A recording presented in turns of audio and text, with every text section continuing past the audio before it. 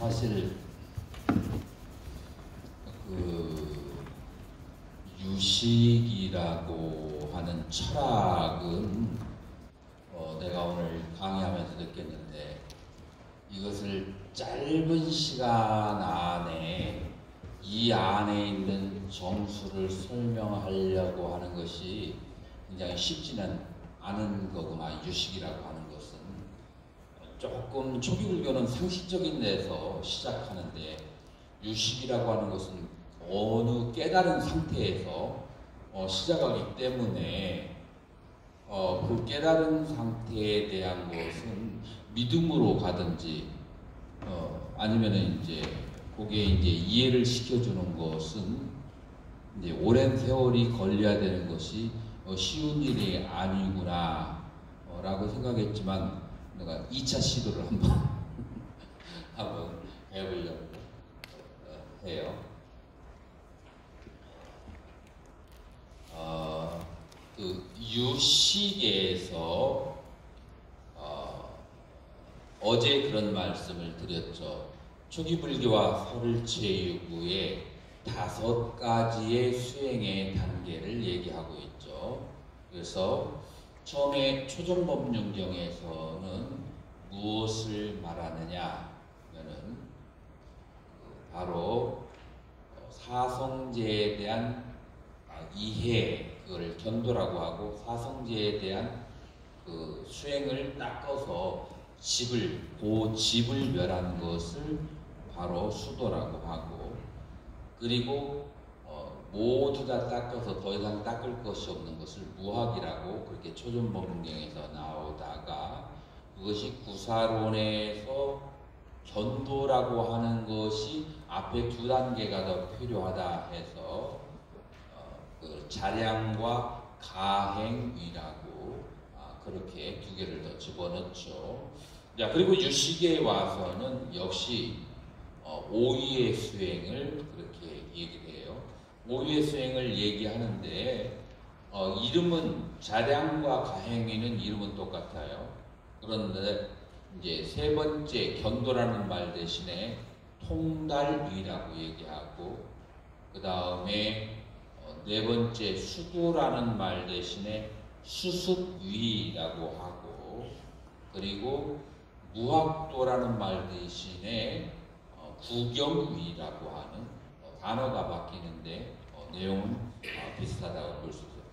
그러나 차이점이 있어요. 초기 불교에서는, 설체유에서는 마르가라고 얘기해요. 도라고 얘기해요. 근데 여기에서 유식에서는 마르가 대신에 아바스타라고 하는, 이거는 무슨 뜻이냐면 위치라고 해요. 위를 써요. 그러니까 이 모든 오위의 수행이라고 하는 것이 알라야식의 역시 추삼류이기 때문에 그 알라야식의 어떤 위치를 얘기하는 것이지, 그렇기 때문에 도라는 말을 쓰잖아요. 도라는 말을 쓸 때는 그것이 외부적으로 실지하는 존재라고 생각했을 때 번뇌도 실지하고, 그 다음에 그 번뇌를 닦아 나가는 것도 실지한다고 생각했을 때 도, 마르가, 그리고 과보, 팔라, 마르가 팔라라는 말을 쓰지만, 여기에서는 그 모든 그 번뇌와 그 다음에 번뇌를 닦아 나가는 것, 그 다음에 번뇌를 깨달은 상태, 이 모든 것이 내 잠재의식의 추사물이고 그 모든 상태가 실체하지 않는다고 보기 때문에 마르가라는 말을 사용하지 않고 아바스타, 어떤 이상, 위치라는 말을 그렇게 사용한다라고 하는 거예요. 그래서 여러분들이 유식에 있어서 관건이 되는 것은 결국은 무엇이냐면은 외부의 물체가 실제로 존재하느냐예요. 그래서 사실 내가 준비는 하지 않았어요. 그런데 내가 오전 강의를 하면서 여러분들이 내가 외부의 실체라는 얘기가 중간과 유식에서 외부의 실체를 인정하지 않는다라는 얘기했을 때, 뭐 에너지가 반발하는 에너지가 나를 막 확 폭풍처럼, 그 말도 안 되는 소리를 하세요? 라고 하는 것 같은 게, 요거를 그냥 이 말만 하고 탁 지나가서는 안 되겠고, 이것을 어떻게 유시각에서는 설명했는지에 대해서 그 부분을 여러분들을 설명을 해줘야 되겠다. 이 생각이 들었어요. 어떻게 해서 유식에서는 외부의 실제라고 하는 것에 대해서 실제하지 않는다라고 그렇게 자신있게 얘기하는가? 그 논리적 근거가 무엇인가? 특히 초기 불교를 공부하는 사람들이 유식이 외부의 물질이 실제로 존재하지 않는다는 것에 대해서 굉장히 부정적인 견해를 가지고 있어요. 자, 그러면은 초기 불교의 논리를 한번 들어서 설명을 해볼게요. 초기 불교의 논리 속에서 외부의 비실제를 어떻게 설명하는지를 본다면, 첫 번째 12연기를 한번 보자고요. 12연기의 제 끝에가 뭐가 있느냐면은 바로 바바빠짜야 자띠라고 하는 생이 있어요. 자, 우리가 태어나게 되는 거예요. 12연기의 끝에. 자, 태어나는 원인이 무엇인가? 12연기에서는 뭐라고 하냐면은 바바라고 하는 생성이 있기 때문에 혹은 유라고 그렇게 번역을 하죠. 바바, 생성 혹은 유라고 해요. 그 유가 두 가지로 이루어져요. 그 두 가지 유가 무엇이냐면은 첫 번째 존재하게 되는 것이 1번 요규, 색유, 무색유라고 하는 3개가 있으니까 그 3개 어느 곳에 태어나는 것이다 라고 그렇게 얘기해요. 그래서 유가 3개의 존재라고 하는 그런 유를 첫 번째로 얘기해요. 두 번째 유가 무엇이냐면은 3개에 대한 집착이에요. 그래서 이건 심리적인 거죠. 두 번째 유는 3개에 대한 집착이에요. 집착의 유가 되는 것이죠. 그래서 3개, 욕계와 색계와 무색계 이 세 가지 중 어느 한 곳에 대한 집착이 있으면 그곳에 태어나려고 하게 되는 거죠. 이제 여러분들에게 이번에 강의를 너무 잘 들으셔서 제가 선물권을 드리겠습니다. 티켓을 드리게 되는데 딱 2장인데요. 하나는 일본이고 또 하나는 인도행 티켓. 그래서 뭐 둘 중에 하나를 안 가고 싶으면 그 티켓은 소용가 없어요. 라고 했을 때 요 중에 반절은 인도를 가려고 하고 반절은 일본을 가려고 이제 할 거예요. 물론 안 가려는 사람도 있겠지만. 자, 어떤 사람이 인도를 가려고 하는가? 사성지를 한번 가봐야 된다. 부처님에 대한 신뢰, 신심, 한번 부처님의 성지는 가봐야지. 라고 하는 그 신심과 관련된 그런 것이 있는 사람. 그 다음에 인도는 더럽고 먹는 것도 지저분하고 그러다던데 그래도 한 번은 가봐야지. 그래서 이제 그런 이제 심리적 배경이 있는 사람은 인도를 가려고 할 거예요. 일본에 가려는 사람, 이 대부분이 어떤 사람은 깨끗한 거 좋아하고 고급스러운 거 좋아하고 청결한 거 좋아하고 그 다음에 질서 있는 거 좋아하고 일본하고 그 다음에 인도는 정반대죠. 그래서 청결과 질서 그 다음에 시간 맞추는 거 예절 겉으로 표현하는 거 이런 것들이 인도는 굉장히 조금 거칠 면이 있고 일본은 그 모든 것이 정제되어 있죠. 그래서 사람은 두 가지 측면이 있어요. 정제된 것을 좋아하는 사람이 있고 그 그 다음에 그런 내추럴한 날 것을 좋아하는. 그래서 저는 인도를 어떻게 표현하냐면은 몇십 년 전에 먹다가 바나나를 껍질을 먹게 해서 바나나를 먹었는데 그 껍질을 내가 버렸어요. 근데 그 껍질을 어디서 보게 되냐면 인도에 가서 내가 몇십 년 전에 먹다가 벗긴 바나나 껍질을 인도에서 밟아서 넘어지는 거예요. 이게 무슨 말이냐면은 여러분들이 그 아주 그 젊었을 때부터 우리 한국의 문화가 어느 한쪽을 취하기 위해서 버려버렸던 그 한쪽이 인도에 고스란히 남아있죠. 그런 걸 좋아하는 사람이 있어요. 아니면 어떤 사람은 아주 개발된 문화를 좋아하는 사람이 있고, 그것에 의해서 인도에 가고 그 다음에 일본에 간다고 한다면 여러분들이 3개의 욕계, 색계, 무색계에 태어나는 것도 그런 같은 원리예요.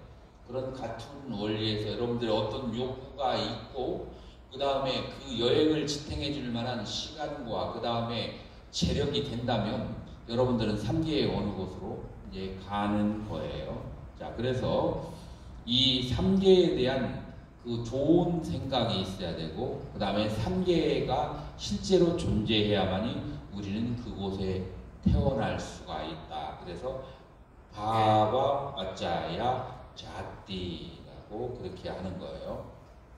근데 3계라고 하는 세계가 벌어지거나 3계에 대한 집착은 무엇으로 이루어지는가? 취연주라고 해요. 그래서 취착, 우빠다나 취착심이 있어야 돼요. 취착심은 크게 4가지로 얘기하죠. 1번은 욕취가 있고요. 그 다음에 2번은 아취가 있고, 그 다음에 3번은 견취가 있고, 4번은 계금취가 있어요. 자, 욕취라고 하는 것은 오욕락에 대해서 어떤 취착심이에요. 이것은 좋아하고 저것은 싫어하는 오욕락에 대한 취착심이고, 그 다음에 아취라고 하는 것은 자아에 대한 어떤 집착, 자아에 대한 자기 존중도 이제 그런 것을 아취라고 하고, 견취라고 하는 것은 내가 이 세상의 사물에 대해서 뭐 이재명 씨에 대해서, 윤석열 씨에 대해서 자기 나름대로의 견해, 정치적 견해, 경제적 견해, 그 다음에 어떤 나라에 대한 견해, 그 견해들이 수백, 수천만 가지가 여러분들이 있죠. 그래서 그 견취라는 것이 있고, 계금치는 수행에 대한 어떤 자기만의 그런 뭐 탐진치를 다 쓸어버리지 않아도, 탐진치를 다 깨끗하게 닦지 않아도 뭐 어떻게 꽁수가 있어서 어떤 식으로 해서 나는 열반에 들 수 있어 라고 하는 그런 이제 이상한 견해들을 다 합치면 계급치라고 이제 그렇게 하는 거죠. 이제 이런 4가지 견해가 종행으로 집합을 해서 우리는 이것들의 우성과 열성이 모여서 지금 이 시점에서는 3계 중에 욕계 중에서 인간 혹은 천상 혹은 나르는 새처럼 나르고 싶어. 그래서 이제 그 마음 때문에 새가 됐죠. 새가 돼가지고 굉장히 고생을 하고 난 다음에 다음부터 새는 2번 다시 안 되려고 하죠. 이제 이런 식으로 자기가 경험을 해보면서 계속 살아가는 거예요. 자, 그래서 3계 중에 어느 한 곳에 태어나게 하는 것은 이 4가지 클래스의 4가지 종류의 어떤 취착심들이 모여서 그 우성들이 모여서 3계의 어느 곳을 택하고, 이런 4가지 취착심이 일어나는 것은 무엇 때문에 발생하냐면 탄하, 그 갈애 때문에 오는 거예요. 이 갈애들은 어디서 오는가? 그것은 베다나 느낌 때문에 오는 거예요. 무엇을 느끼냐면 6가지 감각이 6가지 대상을 경험했을 때 오는 6가지의 그 느낌은 6가지지만 그 대상은 수천만 가지예요. 그래서 수천만 가지에 대해서 여러분들이 경험했던 느낌들이 좋은 느낌, 락수, 그 다음에 싫은 느낌, 오수, 그 다음에 무덤덤한 느낌, 이렇게 3가지로 벌어진 거예요. 자, 그래서 좋은 느낌들이 모아져서 욕치를 만들고 싫은 느낌들이 모여져서 그 욕치에 반대되는 것들은 멀리 해버리려고 하게 되죠. 그래서 여러분들이 네 가지의 집착심들은 바로 여러분들이 느낀 느낌들의 좋았던 느낌들의 싫었던 느낌들의 결합에 의해서 그것에 의해서 네 가지의 취착심이 발생하고 그 취착심에 의해서 여러분들이 3계의 어느 곳을 선망하게 되고 그리고 여력이 닿는다면 여러분들은 3계의 어느 곳에 태어났다가 보니까 여기는 싫어요. 그러면 다음 생에 또 다른 곳에 태어나고 이런 식으로 골라가면서 여러분들은 3계에서 계속 윤회를 하게 되는 거예요. 자, 그렇다면 초기불교는 과연 이 세계는 마음의 투사물이라고 하는 것을 전혀 거부하는 그런 그 논리인가? 한번 보세요. 잣띠라고 하는 것과 3계, 그 다음에 3계라고 하는 세계와 그 다음에 태어남이라고 하는 것은 물질적인 것이에요. 이 물질적인 것이 어디로부터 나왔는지 한번 살펴보세요. 이 물질들이 3계에 대한 욕망으로부터 나왔고, 욕망은 정신적인 거예요. 그 다음에 그 욕망이라고 하는 것은 네 가지 취착심, 어떤 대상에 대해 웃바다나 이렇게 잡는 그런 마음에 의해서 이러한 견해를 잡고 저러한 견해를 잡고 그런 것을 잡은 것들에 의해서 나온 것이고, 그 다음에 네 가지 취착식은 좋아하고 싫어하는 느낌에 의해서 나온 거예요. 다시 말해서 좋아하고 싫어하는 그 느낌이 네 가지의 견해를 만들고 네 가지의 그 견해가 욕망을 만들고 그 욕망에 의해서 우리는 3계의 어느 곳에 물질적으로 화연하는 거예요. 자, 여기에서는 한 생을 사이에 두고 초기불교나 설일체유에서는 정신이 물질을 만들어내는 것을 얘기했지만, 그리고 유식은 차이점이 한 생에서 한 마음을 일으켜가지고 어떤 세계를 일으킨다라고 하는 것이지만, 여기에서 비슷하고 유사한 점을 우리는 바라볼 수 있는 게 우리의 느낌과 그 다음에 우리의 생각, 느낌은 수, 우리의 생각은 상, 그 다음에 우리의 욕망, 행, 이 수상행에 의해서 우리는 그 욕계, 색계, 무색계라고 하는 3계를 만들어버리고 그 만들어진 3계를 골라서 우리는 태어나는 거예요. 자, 그렇기 때문에 이 12연기 속에서도 수상행이라고 하는 심리적이라는 작용이 물질을 만들어낸다. 이것을 좀 압축해서 표현한 것이 유식인데, 그것이 무엇이냐면은 3계는 오직 마음에 의해서 발생한다 라고 얘기하죠. 그래서 월요회사가 하신 말씀이 3계는 유심이고 마음법은 유식이다 라고 얘기하죠. 만 가지의 벌어진 세계라고 하는 것은 오직 분별에 의지한 것이고 3계는 오직 마음이다 라고 그렇게 얘기한 거예요. 자, 여기에서 어제 강의한 거에서 질문한 중간하고 볶아가지고 엎어서 같이 요거를 한번 얘기해 보자고요. 어제 질문이 나온 것이 뭐냐면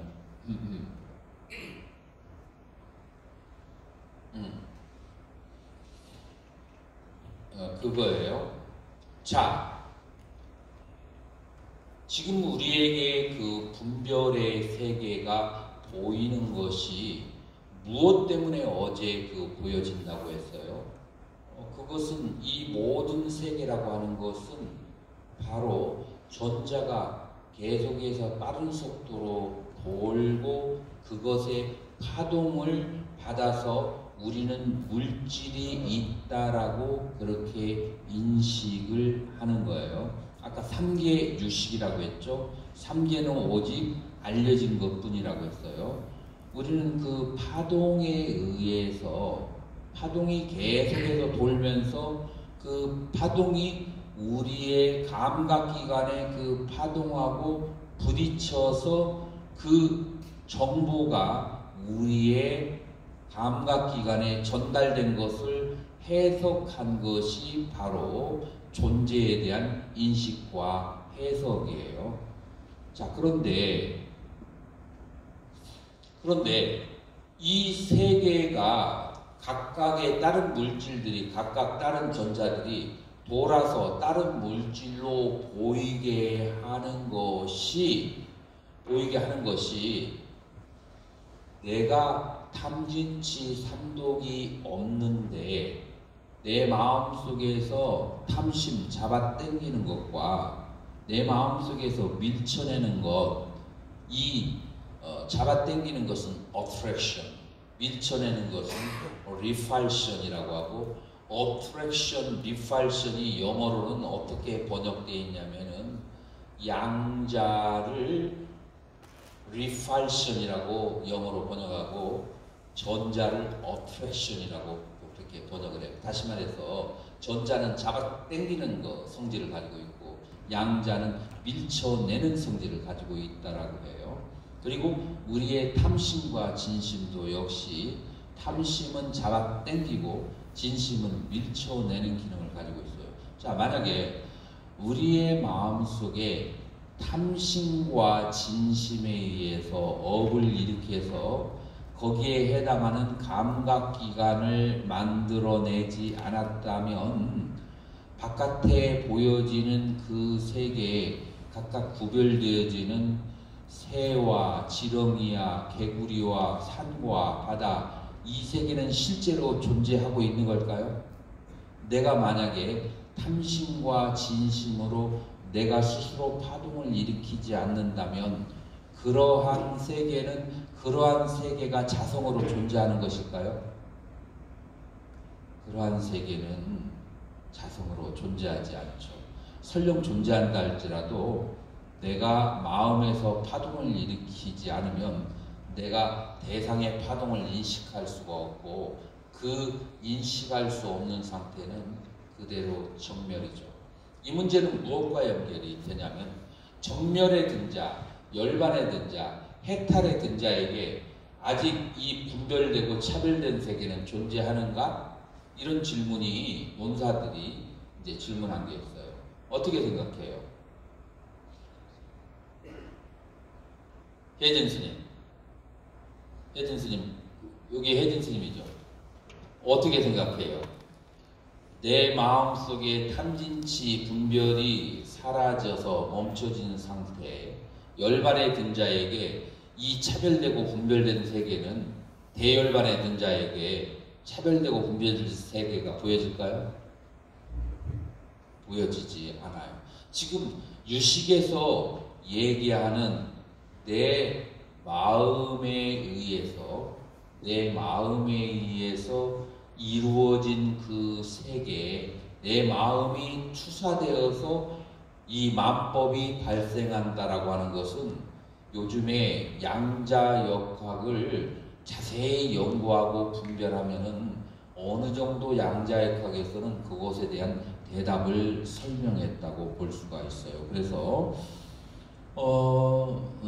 이러한 관점에서 유식에서 말하는 이 물리적인 세계라고 하는 것은, 물질적인 세계라고 하는 것은 마음에 투사물이고 그것은 실제하지 않는다라고 하는 거예요. 자, 유식의 수행의 첫 번째 자량의 수행이 바로 이거예요. 자량의 수행의 첫 번째 단계가 뭐냐면은, 첫 번째가 뭐냐면은 이 대상이, 이 물질이 무엇이라고 보느냐 하면은 물질이 마음의 투사물이고 외부에 스스로 객관적으로 존재하지 않는다라고 라고 그렇게 사유하는 것이 유식의 자량의 수행 방법이에요. 자, 이 목적이 무엇일까요? 그렇게 사유를 하면 물질적인 외부의 상태, 사람이나 물건이나 환경이나 거기에 대해서 내 마음이 끄달리지를 않죠. 그래서 끄달리지 않게 하는 것이 첫 번째 목적이다. 그래서 초기불교, 중관, 유식 전부 다 외부의 물질적 현상에 마음이 끄달리지 않게 하는 것이 바로 수행의 본질이에요. 내 옆에 내가 싫어하는 사람이 있고 내 옆에 내가 좋아하는 사람이 있으면 그러면 나의 감정은 들뜨게 되죠. 싫어하면은 싫은 마음, 좋은 것은 좋아하는 마음. 이런 것이 남아있는 한 마음의 본성을 바라볼 수가 없죠. 자, 그래서 외부의 대상들을 내 마음의 투사물이라고 본다면 그것은 외부에 실제로 존재하는 것이 아니고 내 마음의 것이기 때문에 자기를 어디로 돌아오게 해요? 회광만주에서 자기의 마음으로 돌아오게 해요. 그리고 자기 마음을 쳐다보게 하는 거죠. 이제 그것이 바로 자량의 수행 방법이다 라고 그렇게 하는 거예요. 가행위에서도 역시 마찬가지로 이제 모든 그 물질은 오직 식의 투사물일 뿐이라고 가행위에서도 시작을 그렇게 공부를 하는데, 가행위는 난, 정, 인, 세제, 위리라고 하는 네 가지 수행 단계가 있는데 이것은 구사론에서도 마찬가지예요. 그래서 가행위를 뭐라고 하냐면 뿌라요가라고 그렇게 해요. 뿌라요가. 요가는 수행인데 수행을 우리 선언에서도 가행을 한다, 가행정진한다, 그런 말이 있잖아요. 여기서 나오는 말이에요. 그 중에 난미가 1번인데 우수나라고 하는데 따뜻하다 라고 하는 거예요. 우리가 어떤 그 대상에 정진을 할 때, 예를 들어서 이제 아미탑을 정근을 하거나 화두를 들거나 아니면은 윗바사나 아라차림을 할 때 숙달이 안 되면은 그러면 낯설고 서먹해요. 연불 딱 소리 들어보면 저 사람이 저 연불이 서먹한지 아니면은 아주 익숙한지 들어보면 알 수 있잖아요. 마찬가지로 여러분들이 화두를 들 때도 따뜻해질 때가 있어요.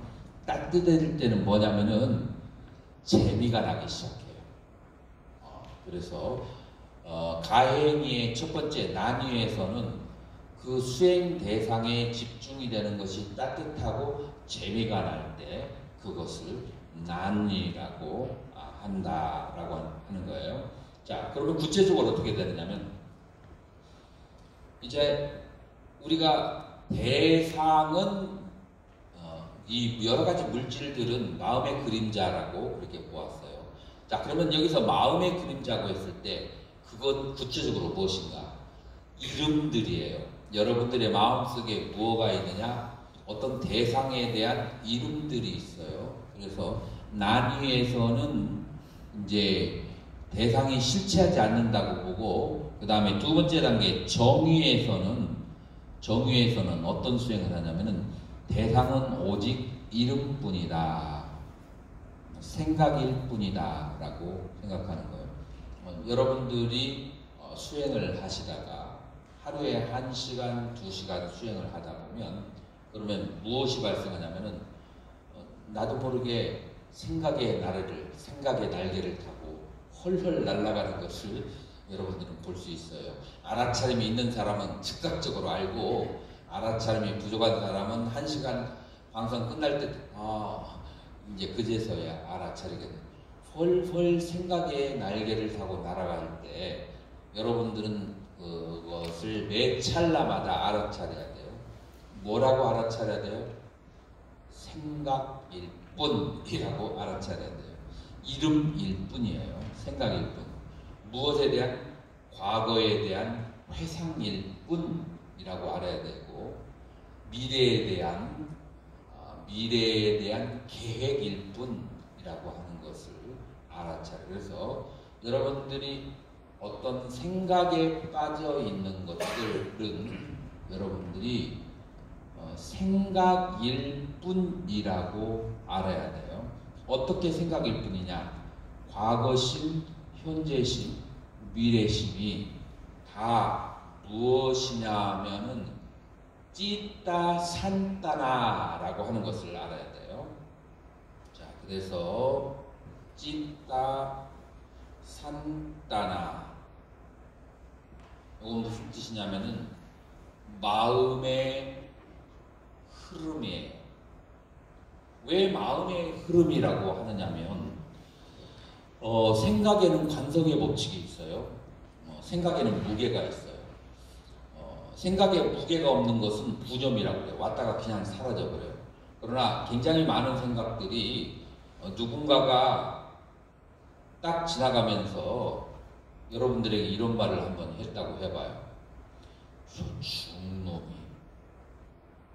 나 예전에 상가에 물건을 아침에 사러 갔는데 사러 가서 여기에 무엇이냐 마우스가 있냐고 물어봤어요. 그랬더니 어떤 건장하고 우락부락하게 생긴 사람, 아침부터 웬 중놈이라고 하더라고요. 자, 그래서 일단 보니까 불리하죠. 내가 여러모로.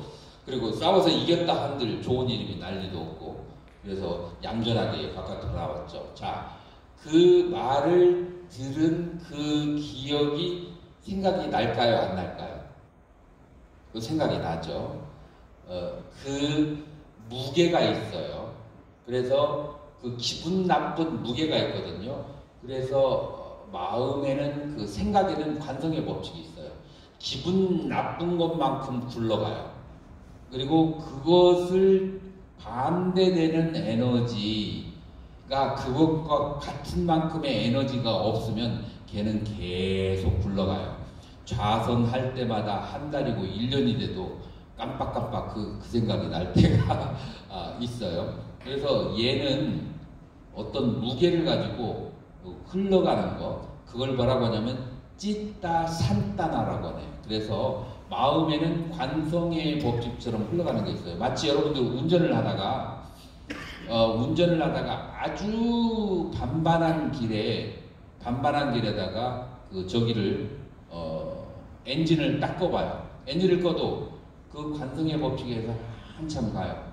뭔가 저항이 없으면 굉장히 오래가요. 논리적으로 말하면 저항이 없고 평평한 길이면은 이것을 꺼도 그 굴러가던 속도로 그대로 가게 되어 있어요. 그래서 여러분들의 마음은 마음의 흐름이 있는데 탐심, 진심, 분노한 마음, 기분 나쁜 것, 먼 것에 욕구, 그 욕구의 세기만큼, 그 다음에 분노, 진심의 세기만큼 그것은 마음의 흐름을 타고 계속 굴러가요. 그 구름이 여기에서 여기로 전달하고 계속 전달해요. 그래서 마음이라고 하는 것은 그러한 흐름을 타고 연속성을 가지고 있다. 이것은 무엇을 말하냐면은 여러분들이 한 시점에 발생했던 그 찰칵하는 기억, 그런 생각들이 계속 흐름을 타고 가는 거예요.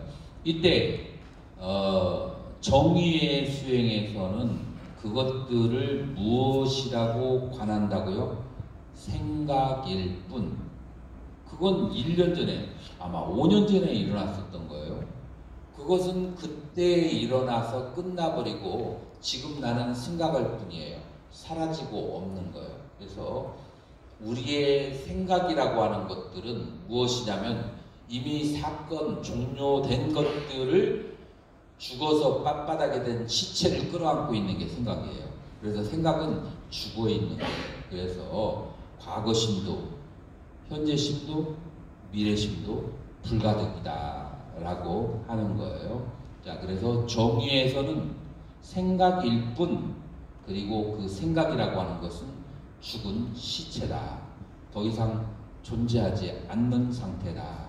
라고 그렇게 관하는 거예요. 자, 그래서 무슨 목표를 가지고 있는 거죠? 생각에 대한 집착을 일으키지 않는 것이죠. 그래서 두 번째, 첫 번째로는 난위에서는 물질에 대한 집착을 떠나고, 두 번째로는 정의에서 생각에 대한 집착을 떠나게 그렇게 되는 거죠. 그리고 인위에서는 앞에 난위와 정의에서 수행했던 물질은 마음일 뿐이고, 그 다음에 그 마음은 생각일 뿐이고, 생각은 실제하지 않는 것이라고 계속해서 반복해서 관해서 물질과 생각에 집착하지 않는 그런 수행을 하는 것을 인위의 수행 방법이라고 그렇게 하고, 자, 그래서 이거를 전문용어로 명과 물에 대한 비실체성을 관하는 것이다 라고 그렇게 얘기하죠. 그리고 이제 네 번째 단계는 세제일이에요. 이제 세제일위에서는 모든 사물이라고 하는 것이 환이라고 하는 것을 알았어요. 환이라고 하는 것이 이제 분명해졌어. 그러면은 우리의 마음이라고 하는 것은 무엇에 대한 마음이냐면 어떤 대상에 대한 마음이에요. 대상이 환이고 대상이 실제하다고 보았을 때, 그러면 대상에 대해서 아는 마음 역시 실체가 아닌 것을 말한다. 그래서 경계도 사라지고 식도 사라지고, 그래서 경계와 식이 동시구공해지는 그런 상태가 되었을 때, 이 상태를 뭐라고 하느냐면은 통달한 위, 통달리 부사에서는 견도에 그렇게 해당하는 거죠. 그래서 견도 통달위라고 하는 위에 오르게 되죠. 자, 여기에서부터 통달위에 들어가면은 여러분들은 더 이상 뿌르딱자나 범부가 아니고 아리아자나 성인이라고 해요. 그래서 통다리에서부터 성인인데, 그 다음에 두 단계가 남았어요. 두 단계가 뭐냐면은 수수비와 구경이가 있는 거죠. 그 다음 단계는 수수비와 구경이가 있는데, 유식 30송에서는 수시비와 구경이를 얘기하고, 그 다음에 이 두 단계에서 닦는 것이 바로 십지경에서는 초지에서부터 십지까지 10단계로 나눠지게 되는 거예요. 초지에서부터 십지까지 10단계를 그렇게 닦게 되는 것인데, 자, 통다리를 아라하라고 비교해 봤을 때, 통다리의 깨달음은, 통다리의 깨달음은 그러면 수다원에서 아라한까지와 비교를 했을 때 어느 위치에 해당할까요? 수다원의 위치에 해당한다. 이거는 어디 교과서에 없는 거라서 여러분들이 처음 들어봤을 수도 있을 거예요. 이제 왜 통다리를 수다원하고 비교하는지, 물론 수다원하고 동일하지는 않아요. 보살초지에서 닦아야 되는 기본 조건이 여러 가지가 있어서 수다원하고 보살초지하고 전체적으로 같다고는 말할 수가 없어요. 지금 제가 얘기하는 것은 지성, 지혜, 깨달음이라고 하는 측면만 딱 놓고 보았을 때 보살초지하고 그 다음에 수다원하고 비교할 수가 있다라고 하는데, 수다원에서는 제법무아를 깨달았고, 그 다음에 보살초지가 되려면은 4가지 구성요소, 조건이 필요해요.